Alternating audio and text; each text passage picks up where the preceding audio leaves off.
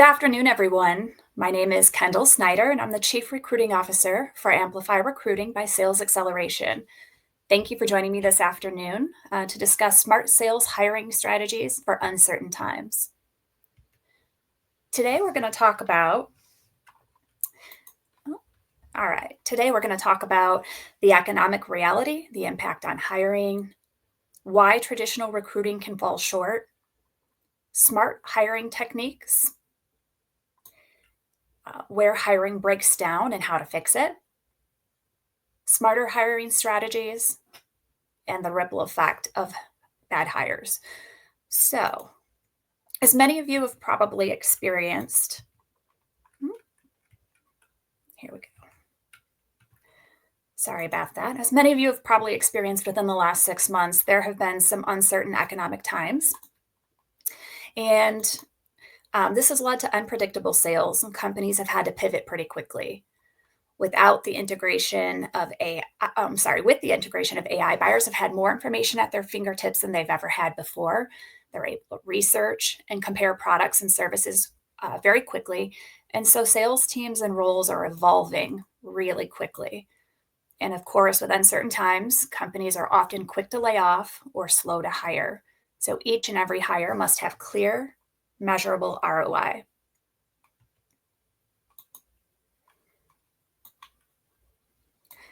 Having a little technology issue here. One moment.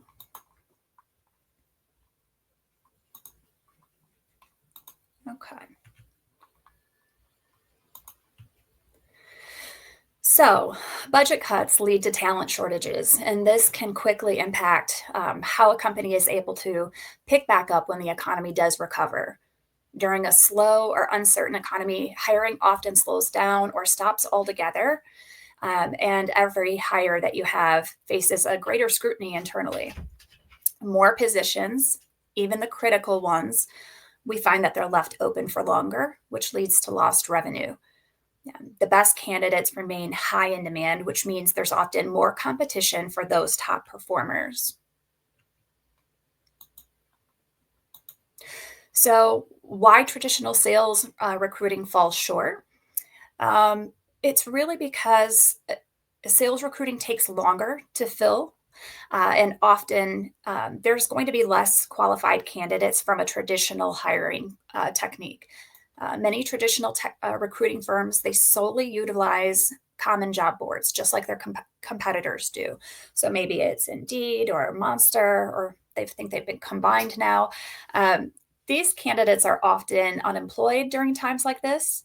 They'll likely have to take the first job that comes their way, even if it's not their ideal job. And they're often more likely to leave for the next opportunity when that arises. At Amplify, we're fortunate to have a rich database, our applicant tracking system. It's highly qualified sales candidates at every level. So, as part of our recruiting process, we're often able to identify passive candidates who are not just looking for the next job, but that are looking for the right job. Additionally, oftentimes hiring managers, they get hung up on a resume. And we all know that not all candidates are expert resume writers. So Amplify works throughout the interview process to determine transferable skills that might apply, and then also skills that the candidate may have neglected to share. The biggest issue we see when hiring during slow economic times, or any time for that matter, is really when candidates face a very long hiring process. As I mentioned earlier, the best candidates are in high demand, and they have many other opportunities available to them at the same time that you're probably looking at them. While it is important not to just settle for the first candidate or just for any candidate, when you find someone who has those it factors that you're looking for, a candidate that really stands apart from the rest, please keep in mind that they're just not available for long. Comparison really is the thief of joy. So it's best not to mandate, okay, we want to see 3 candidates, we want to see 5 candidates before we make our decisions. When you see someone who has that it factor, please do move quickly if you believe that they're the right candidate for you. So smart hiring starts with a great strategy here. You always want to align your hiring with your business goals. We're not just trying to fill roles here, but design them to really support your growth and to drive revenue. We want to prioritize ROI and outcomes and evaluate that every sales hire leads through the lens of an expected revenue contribution and long term value, not just activity metrics to check something off the list, an activity off the list.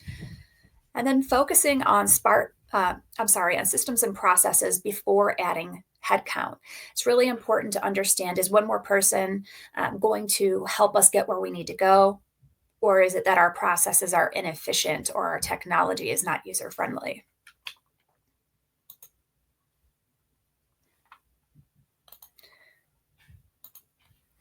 And so, hiring without any alignment, it leads to mismatch in roles. It's wasted time, it's wasted resources. Our most successful clients have clearly defined the following objectives. They know what their business goal is. They understand where they're at with customer retention. Do they have repeat customers? Is what they're doing now working?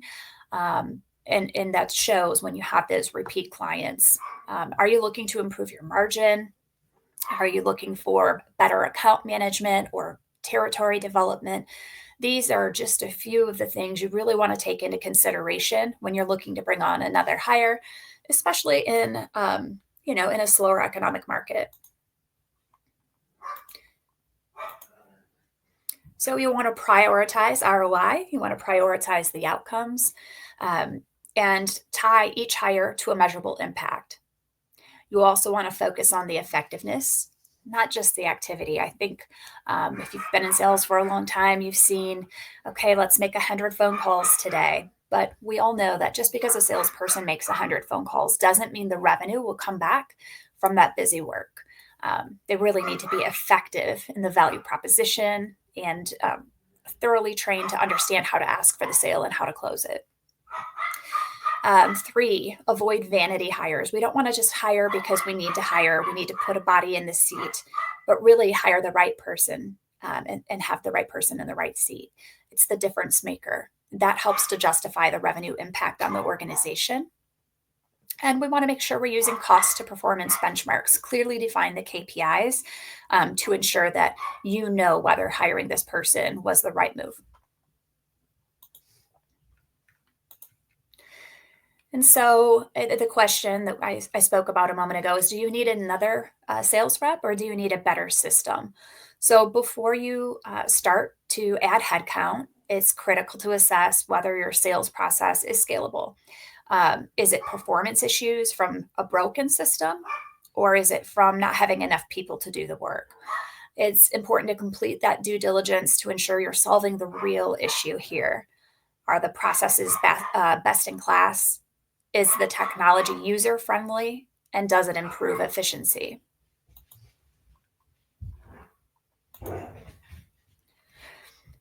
So where the sales hiring breaks down and how you might be able to fix it.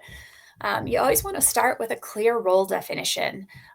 Is this person a salesperson? Are they selling at the C level, or are they an entry level salesperson? Are they going to be doing inside sales? Is this person a hunter or a farmer? When you have vague expectations, it can lead to a mismatch in candidates. It's also important to keep in mind that um, titles are different at different organizations and at different sized organizations. So, at one company, a VP of sales may have many direct reports. At another company, a VP of sales may be an individual performer. So, those things are really important to understand. Onboarding gaps. When we bring someone on board, it's important to have a very good plan laid out for what does that first week look like for them, the first day, the first 30, 60, 90 days. We want that to be as seamless as possible so that it is smooth for the candidate who's coming on board. They feel secure, stable in their new role as they're learning new things. And then delayed decisions. We see all the time. It's often tricky when you're hiring people. You may want to see many different candidates, but when you see a candidate that has everything you're looking for, don't be tempted to look for more diamonds, because typically the person who really shines and who really has those it factors, you'll know when you see that person. It's not just what's on their resume, but it's how they fill an interview, and it's how they fill a room and communicate. It's the things you can't see on the resume. So when you see that, definitely take action. And then last but not least, really making sure that screening is where, if that's not done correctly, it can really leave gaps in a background for a candidate, and it can cause issues in the hiring process. So, really being very efficient in the way that we screen the candidates, using the right types of interviews to make sure that you're looking for patterns, and closing any gaps that you might see with the candidate or any unanswered questions.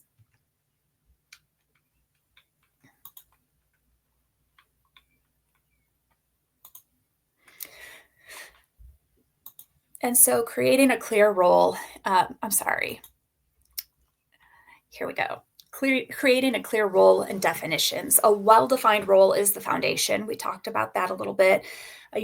We want to make sure that we have all the responsibilities, the expectations, and the metrics there, so that everybody is in alignment. A good job description typically lists about 50 different things we'd like to see in an ideal hire. But it's important to try to narrow it down to the top 3 to 5 must have non negotiable skills. Those are really where recruiters, whether they're in house or they're a recruiting firm, can really dial in on the talent and find the things that are really going to be most important to a candidate being successful in that role and helping to drive the revenue for the organization. Um, Again, there's so many things listed on a job description. So really being able to be clear about what is non-negotiable and what are nice to haves are is really helpful when you're recruiting and looking for great talent, especially sales talent.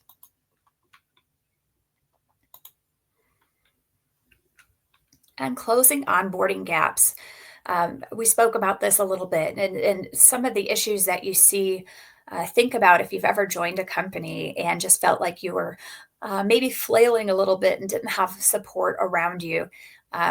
One of the things that we see here at Amplify is the importance of setting a clear plan for this new hire, maybe a first day plan, the first week. A 30, 60, 90-day plan is essential. Really, it can be pretty broad, but it helps the new hire look at what they're responsible for and sort of check off as they're moving through the first 90 days to know that they're meeting the expectations for this role. We want to make sure that we plan ahead for the candidate when we're hiring. Make sure that their laptop's going to arrive on time and that they have any access to any types of databases or technology that they're going to be using. It's very helpful for the first few weeks, especially when they're training. You definitely don't want any setbacks for them. This is supposed to be a great experience and really critical to their success and their role within the first 90 plus days. And then last but not least, that regular feedback loop, scheduling regular check-ins, such as the beginning and end of the day for the first week, maybe a 15-minute check-in at most, and then adjust to the end of the day check-ins for the second week. And of course, weekly one-on-ones. Have scheduled time for new hires to meet with current employees within the sales team and within the company so that they have an understanding of who is who and who does what and how their roles may overlap or intertwine.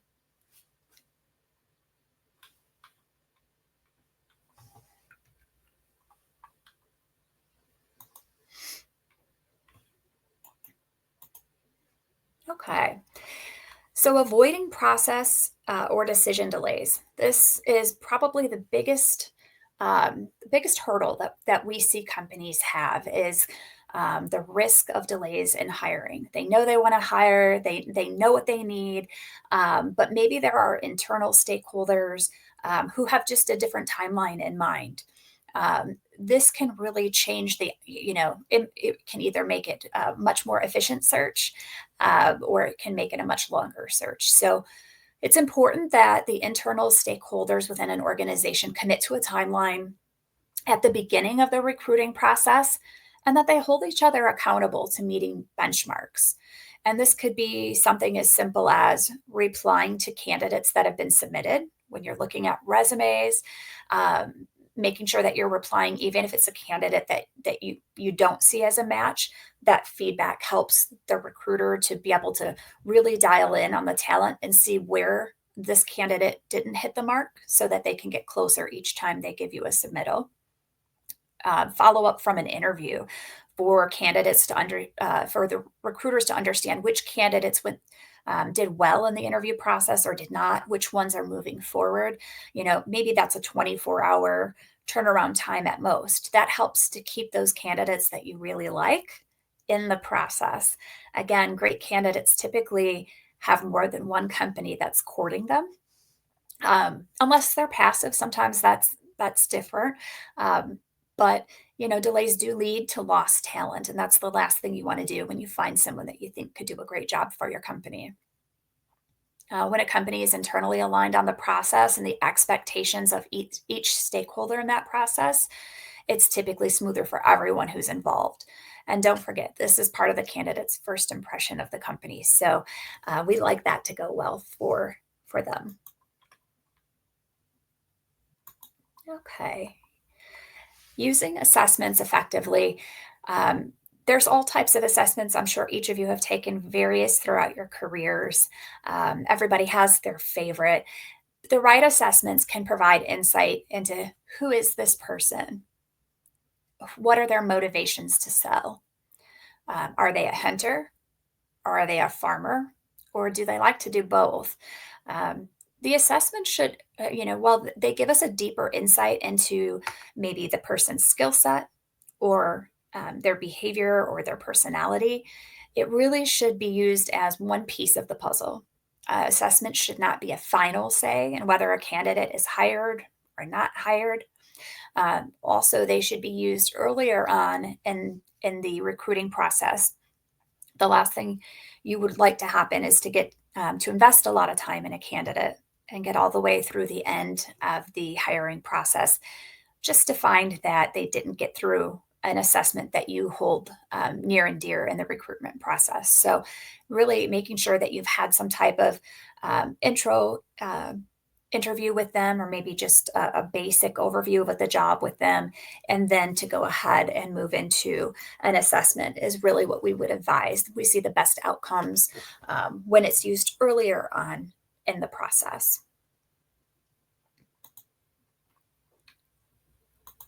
So smarter hiring strategies. Um, we of course think it's great to partner with a recruiting firm that specializes in the roles you're hiring for. Traditional staffing terms typically take any type of roles that come in. At Amplify, we specialize in sales searches. I would say over 95% of our searches are some type of sales role.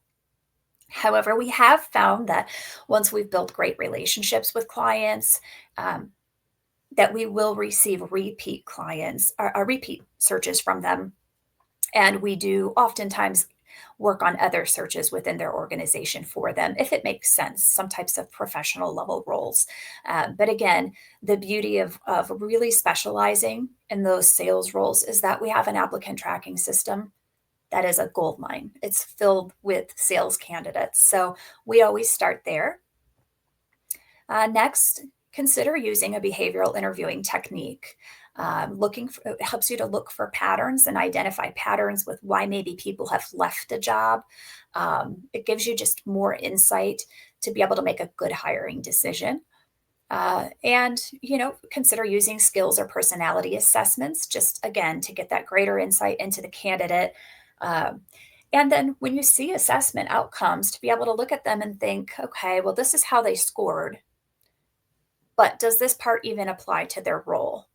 So I would definitely recommend, if you have candidates who take assessments, take a look at where maybe they didn't score as strongly as you'd hoped, and consider whether or not that even has an impact on the role they'll be doing for your organization. Next, it's important to build a talent bench, so that there are people available when you're ready. Um, Building a bench of top salespeople, especially in slow times, it's great. We see a lot of research. We see a lot of clients who do hiring when times are a little bit slower in the sales area. While they may have layoff or halt hiring in other departments within their organization, this is the time where they can really snag some top talent. They can get this person trained while things are a little bit slower. They may cross train them in different parts of the organization. And they can, it's a really good time for that new hire to be able to build relationships with clients and potential clients so that when the economy does pick back up, they're top of mind with the buyers. And then last but not least, another great hiring strategy is to review compensation plans on a regular basis to ensure that they're fair and they're attractive for the market, the economic market, and also the geographic location.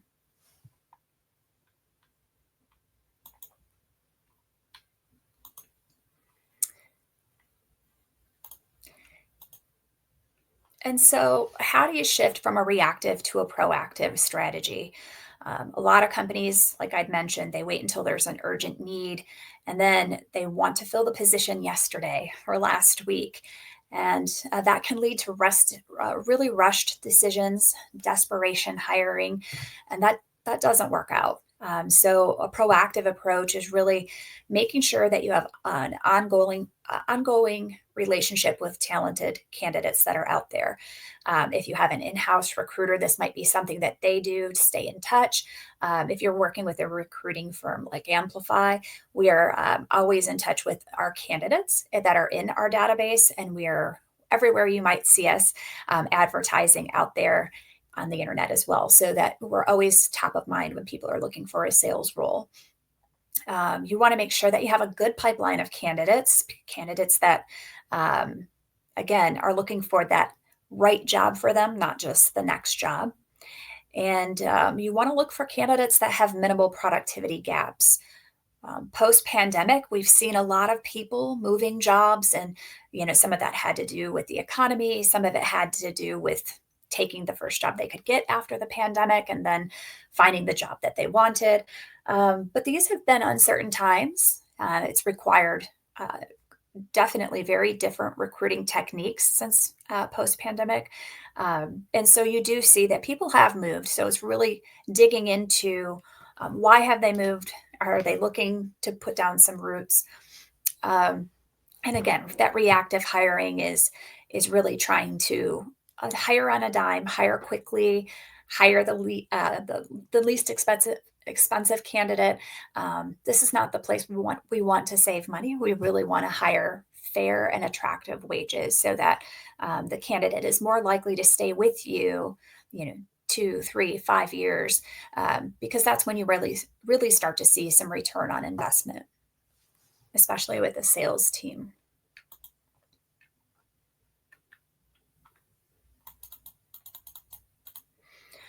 Right. And so, it's important to evaluate the candidates for how adaptive they are. We know during slower economic times, many of us are wearing many hats, and sometimes some of those responsibilities are outside of our initial job description. And so, some of the things that we see and hear from our clients that candidates really need in order to be flexible and agile is the ability to use AI, and to what extent are they able to use AI? Most people can do a chat GPT search, but what else are they able to do? Are they able to, create presentations that really are spoken from their voice? Are they able to create, you know, uh, spreadsheets and be able to really make those usable within the organization so that they can provide the data they need? To what degree are they familiar and comfortable with AI? Do they have the ability to make data driven decisions and dissect their market for the most impact? and how they work with others within the organization.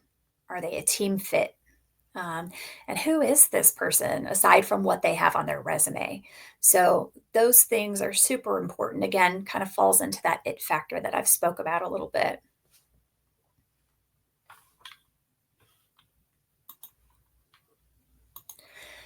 And so again, when we talk about building a talent bench, we know good candidates, they come and they go quickly.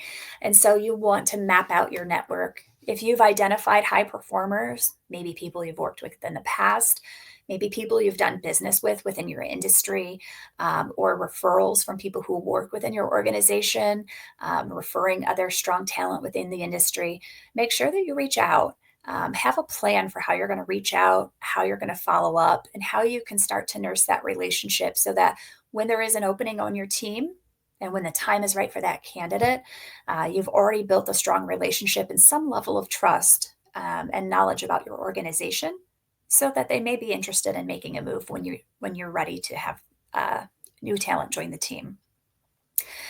Building a bench of strong talent, it requires consistent networking, and you really need to do that before you have that opening on your team. So, nurturing relationships, checking in, um, very important.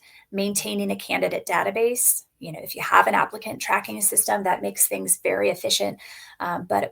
But from a stat we recently learned, just recently, I think it was about 39% or less of organizations have an applicant tracking system, which was quite shocking to me. We did have one. We just did a transition in early March, and we're very, very happy with it. Very efficient. So if you're looking for one, feel free to reach out um, after the presentation. I'd be glad to share my tips or a little bit of a recommendation as well. But it really does change the efficiency within the team when you're able to manage through um, really a smart applicant tracking system that does have AI ability in it versus trying to track candidates in business on an Excel spreadsheet, which I've had to do in the past too. So, not ideal. And then just developing internal talent. You know, when you've got strong talent and they've shown their commitment to the organization, think of ways that you can begin to career path for existing team members, help to implement mentorship programs or maybe a day in the life programs where they're shadowing. It's important to find out from the internal talent what is it they want to do in the next couple of years, and then match that with what you think you'd like to see them do within the organization, and then begin to create a timeline and check-ins to be able to develop a plan for them to get from where they're at to where they'd like to go.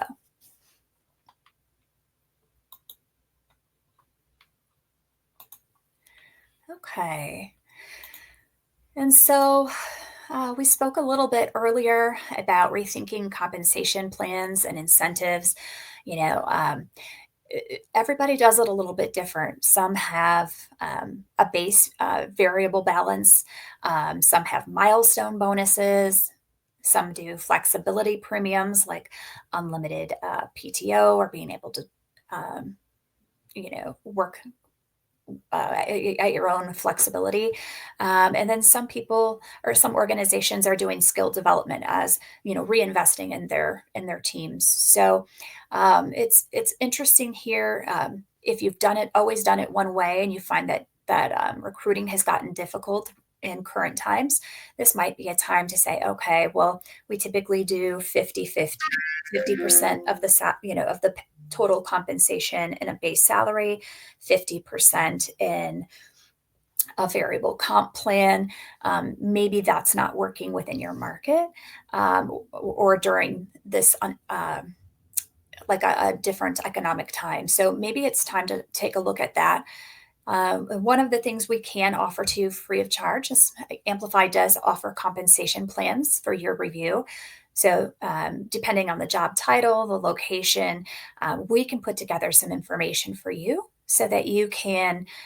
We can pull it together. We have them completed so that you can take a look and consider how it aligns with your current plans and if they require um, any type of changes. or improvements. So if you'd like to see these, feel free to have them just message me after this presentation, and we'll go ahead and send them over to you after. All right. And last but not least, let's connect. So if you haven't connected with me before, now's the time. Feel free to scan the QR code, and it will take you right to a form to connect with our team. You'll be able to get more information about this presentation, compensation plans, about Amplify, or to inquire about any type of recruiting support. If you're not already connected with me, make sure that you connect so that I can include you on future LinkedIn Lives or webinars. And just again, thank you for spending part of your afternoon with me. I hope you have a wonderful day, and I look forward to connecting soon. Have a good afternoon.